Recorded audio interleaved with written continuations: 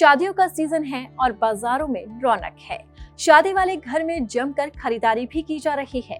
बावजूद इसके व्यापारी निराश हैं, जनता में उदासी है। इसकी वजह है सोने के दाम। जिस तरह से सोने की कीमतें आसमान छू रही है, उसने रिकॉर्ड तोड़ दिया। पिछले कई दिनों से लगातार सोने की कीमतें चमक रही है, जिससे लोगों की जेब ढीली हो रही है। बजट के बाद लोगों को लगा था कि पिछले साल की तरह ही सोने के दाम जमीन पर आ जाएंगे, लेकिन वित्त मंत्री ने ऐसा कुछ भी नहीं किया और कीमतें लोगों की पहुंच से काफी ज्यादा दूर जा चुकी है, जिससे जनता बेहद परेशान है। अब सवाल उठ रहा है कि इतनी तेजी से क्यों बढ़ रहे हैं दाम? क्या है इसकी वजह? क्या इसका कनेक्शन अमेरिका से है? इन सवालों का जवाब ही जानेंगे हमारे इस खास शो में मेरा पैसा में, क्योंकि आपका पैसा हमारा पैसा, सबका पैसा एक ही तो है। नमस्कार, मैं हूं अनुराधा तिवारी और आप देख रहे हैं दैनिक जागरण। इस खास कार्यक्रम में हमारे साथ हमारे वरिष्ठ सहयोगी एसपी सिंह जी जुड़ेंगे और उनसे समझेंगे कि सोने में तेजी की वजह क्या है और इसका भारत पर क्या असर होगा, व्यापारियों को कितना घाटा हो रहा है। चलिए प्रोग्राम की शुरुआत करते हैं।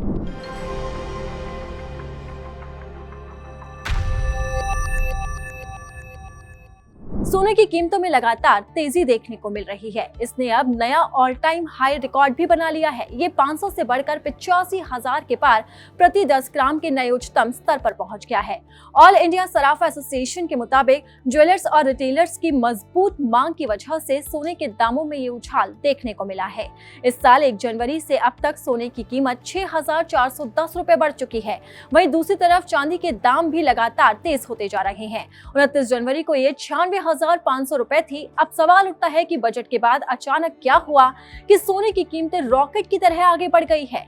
इसका जवाब जानते हैं हमारे वरिष्ठ सहयोगी से।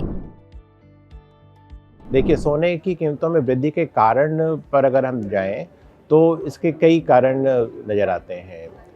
एक तो है कि जो सेंट्रल बैंक हैं दुनिया भर के, उन्होंने काफ़ी खरीद की है। पिछले साल वर्ल्ड गोल्ड काउंसिल का ही आंकड़ा मैं यहाँ रेफर करना चाहूँगा। तो पिछले साल जो केंद्रीय बैंक हैं, उन्होंने करीब 1,000 टन से ज़्यादा सोना खरीदा है। उसमें हमारा आरबीआई भी है।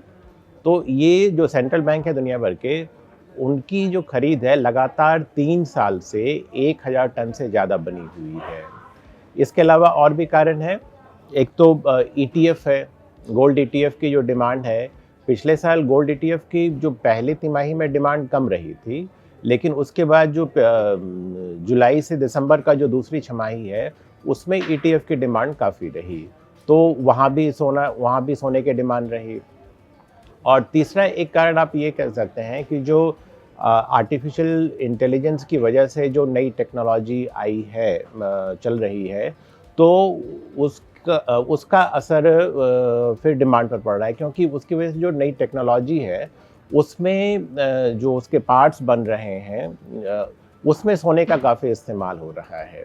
तो इसकी वजह से उस इंडस्ट्री में सोने की डिमांड बढ़ रही है और वही जाहिर है कि उसका वहाँ भी डिमांड बढ़ रही है, तो उसका असर उसकी कीमतों पर भी पड़ रहा है। देखिए, इस बार के बजट में सोने पर सीधे ड्यूटी में कोई चेंज नहीं हुआ है। पिछले बजट में ज़रूर इस पर जो कस्टम ड्यूटी है वो 15% से घटा करके 6% की गई थी, और इस बार भी माना जा रहा था कि 6% से घटा करके इसको शायद 3% किया जाए, ताकि जो सोने की तस्करी होती है उस पर लगाम लगे। और पिछली बार जब इस पर ड्यूटी कम की गई थी तो उससे तस्करी काफ़ी कम हुई है, ये सरकारी आंकड़े भी बताते हैं। तो इसलिए इस बार भी उम्मीद थी कि इसमें थोड़ी और कटौती की जाए, लेकिन इस बार सीधे सोने पर कस्टम ड्यूटी में कोई चेंज नहीं किया गया है और 6% ही है। लेकिन एक बात इसमें बताना चाहूँगा कि इस बार जो बजट में ज्वेलरी के कुछ आर्टिकल्स और उसके पार्ट्स और जो गोल्ड स्मिथ और सिल्वर स्मिथ के जो कुछ आर्टिकल्स होते हैं, उन पर बेसिक कस्टम ड्यूटी 25% से घटा करके 20% की गई है। ऐसा नहीं है कि गोल्ड की कीमत अचानक अभी बढ़ी है। आप देखें तो पिछले साल भी सोना काफ़ी महंगा हुआ था। जनवरी से दिसंबर तक का आंकड़ा अगर हम देखें तो सोने की कीमत करीब 21% बढ़ी है, पिछले साल बढ़ी थी। और आपने चांदी की बात की थी, तो चांदी भी पिछले साल करीब 25% महंगी हुई है, करीब 78,000 से 98,000 रुपये प्रति किलोग्राम तक। और सोना जो गया था करीब मान लीजिए कि औसत 64,000 से 77-78,000 रुपये तक गया था। तो सोने में जो वृद्धि थी पिछले साल 21% की और चांदी में 25% की हुई थी, तो वो ट्रेंड अब भी दिख रहा है। अब सोने के दाम बढ़ने से लोगों की चिंता भी बढ़ गई है। इसका असर बाजार पर भी नजर आ रहा है। यहाँ तक कि शादियों के सीजन में सराफा बाजार में निराशा देखने को मिल रही है। फिलवक्त बाजार से जुड़े लोगों के अनुसार सोने चांदी के दामों में रिकॉर्ड तेजी से बुलियन और गहनों की मांग में असर देखा जा रहा है। इसमें 20 से 30% तक की कमी आई है।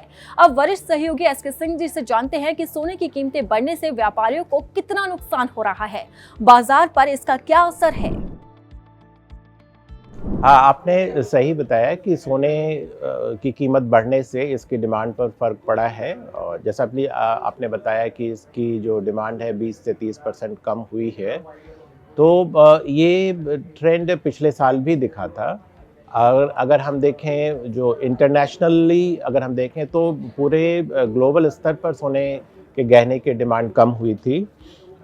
मैं वर्ल्ड गोल्ड काउंसिल का आंकड़ा अगर बताऊं तो पिछले साल आभूषणों की खपत जो है करीब 11% कम हुई थी। और इसके विपरीत अब जो ज्वेलरी जो बिकी पिछले साल पूरी दुनिया में, उसकी कीमत अगर देखें तो वो रिकॉर्ड स्तर पर पहुंच गया, वो 144 अरब डॉलर तक, क्योंकि वो सोना महंगा होने की वजह से। तो महंगा होने की वजह से जहां पर जो बिकने की जो कीमत है वो तो बढ़ गई, लेकिन क्वांटिटी अगर हम देखें तो वो कम हुई है। डॉलर के मुकाबले रुपए की गिरावट का भी असर सोने चांदी के दाम पर है। बहुमूल्य धातुएं आयात होती हैं। All India jewellers and gold Smith federation के राष्ट्रीय अध्यक्ष पंकज के अनुसार बाजार में डिमांड बहुत कम हो गई है। अब वरिष्ठ सहयोगी से समझते हैं कि कैसे रुपए की गिरावट सोने की कीमतों में तेजी लाने की वजह बन रही है। जी, आपने सही कहा कि रुपए की कीमत में गिरावट का असर भी सोने की कीमत पर हो रहा है, क्योंकि सोना हम आयात करते हैं बड़ी मात्रा में। तो रुपया जब कमज़ोर होता है डॉलर की तुलना में, तो हमें इंपोर्ट की अधिक कीमत चुकानी पड़ती है। और हम क्योंकि सोना आयात करते हैं तो हमें जो सोना महंगा खरीदना पड़ता है बाहर से, हमें महंगा आयात करना पड़ता है। तो उसका असर ये हमारे घरेलू बाज़ार पर भी पड़ता है और इसकी वजह से भी दाम बढ़ रहे हैं।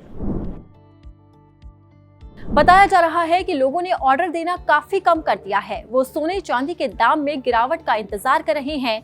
दरीबा ज्वेलर्स एसोसिएशन के अध्यक्ष तरुण गुप्ता के अनुसार 2 दिनों से बाजार में अचानक ग्राहकों की कमी आ गई है। वहीं जिन्हें खरीदारी करना पड़ रहा है वो कम वजन की ज्वेलरी खरीद रहे हैं। इससे बाजार को काफी नुकसान हो रहा है।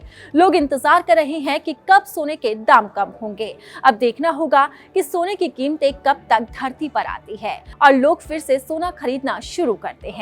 अगर आपको हमारा ये खास कार्यक्रम पसंद आया तो इसे लाइक और शेयर जरूर करें। अगर अब तक आपने दैनिक जागरण को सब्सक्राइब नहीं किया है तो लेटेस्ट खबरों को जानने के लिए आप दैनिक जागरण को जरूर सब्सक्राइब करें।